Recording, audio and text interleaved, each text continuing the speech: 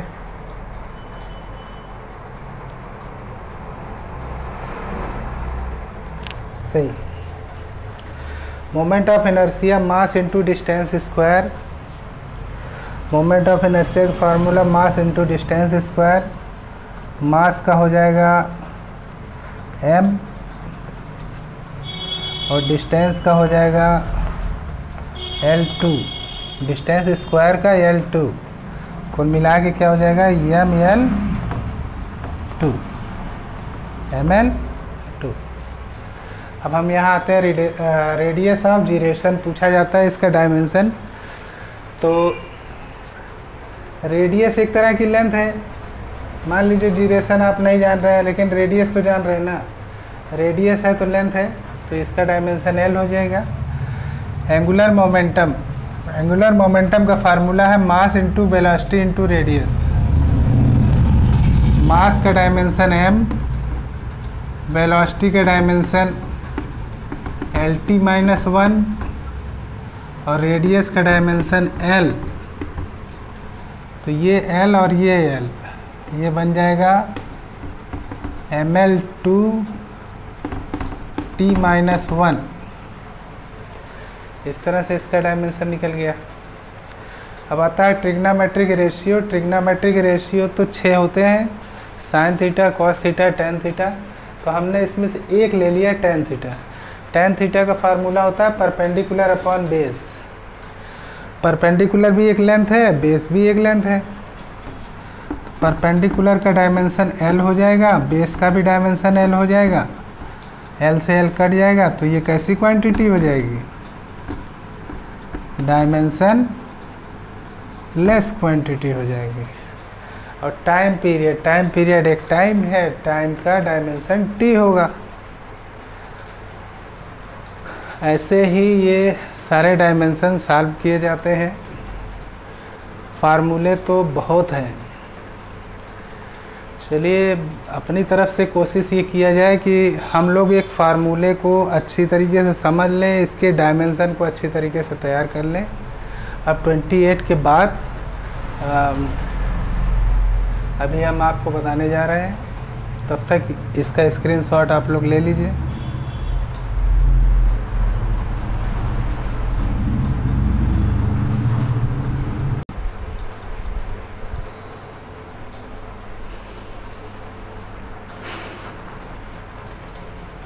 Frequency, frequency का formula होता है 1/t, मतलब 1/ टाइम पीरियड। तो टाइम का डायमेंशन t होता है, t को ऊपर ले जाएंगे तो that is equal to t-1 इसका डायमेंशन हो जाएगा फ्रीक्वेंसी का। अब यहाँ पर प्लैंक कांस्टेंट बहुत पूछा जाता है डायमेंशन में। इसको स्मॉल लेटर h से डिनोट करते हैं। इसका formula energy upon frequency. Energy और वर्क है ना, दोनों का डायमेंशन एक ही होता है, ml2t-2। अपॉन फ्रीक्वेंसी का कितना है t-1, ठीक है ना। तो ये हो जाएगा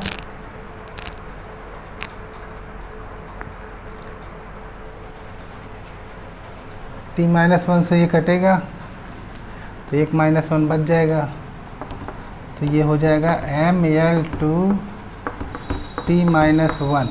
ये डायमेंशन प्लैंक्स कांस्टेंट का हो जाएगा। रिलेटिव डेंसिटी का formula density of substance upon density of water at 4 degree Celsius. अब देखिए ऊपर भी डेंसिटी है नीचे भी डेंसिटी है, डेंसिटी कट हो जाएगा, मतलब डेंसिटी का डायमेंशन अगर ऊपर लेंगे डेंसिटी का डायमेंशन नीचे लेंगे तो कट हो जाएंगे। तो इसको हमें वैसे ही समझ लेना है कि ये कैसी क्वांटिटी है, डायमेंशन लेस क्वांटिटी है। अब आता है वेलोसिटी ग्रेडियंट। वेलोसिटी ग्रेडियंट का formula velocity upon distance. Velocity का डायमेंशन है LT-1 जो स्पीड का होता है, डिस्टेंस का डायमेंशन L से L कट गया तो ये आया T-1। तो इससे पता लगता है फ्रीक्वेंसी और वेलोसिटी ग्रेडियंट का डायमेंशन सेम। अब आता है प्रेशर ग्रेडियंट। प्रेशर ग्रेडियंट का प्रेशर अपॉन डिस्टेंस। तो हमें प्रेशर का डायमेंशन अगर ये तैयार होगा तभी हम इसको कर पाएंगे, ठीक है ना। और नहीं तैयार है तो प्रेशर का फार्मूला फोर्स अपॉन ए होता है इनटू डिस्टेंस। अब फोर्स का अलग निकालिए, ए का अलग निकालिए, डिस्टेंस का अलग निकालिए। फिलहाल प्रेशर हमें ध्यान में रखना होगा। प्रेशर का होता है ml-1 t-2, ml-1 t-2 upon distance का हो जाएगा L आपका ऊपर जाएगा तो ये पावर 1 बढ़ जाएगी, तो ये क्या हो जाएगा ml2 t-2, ठीक है।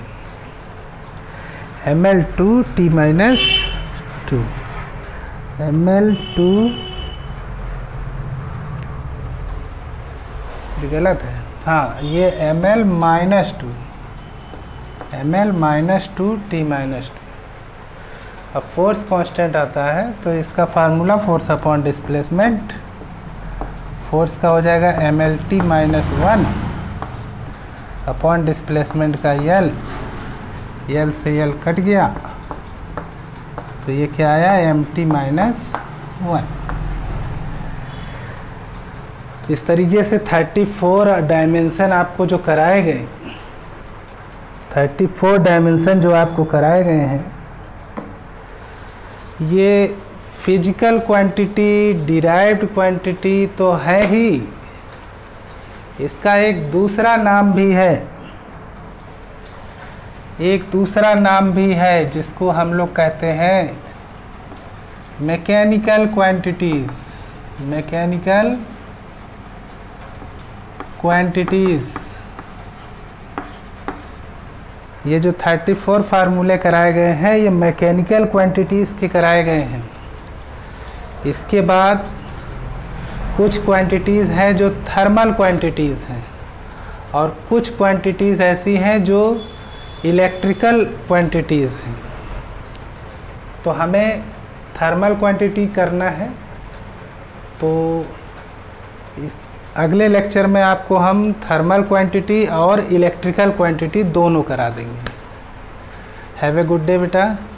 आप लोग इस डायमेंशन को अच्छे से तैयार करिए और ये एग्ज़ाम पॉइंट ऑफ व्यू से बहुत ज़रूरी है, सबका डायमेंशन याद होना चाहिए और एक कलेक्शन करिए कि इसमें कौन कौन सी फिजिकल क्वांटिटी ऐसी हैं जिसका डायमेंशन इक्वल है और कौन कौन सी ऐसी हैं जो डायमेंशन लेस है। ठीक है बेटा, थैंक्स। ओके।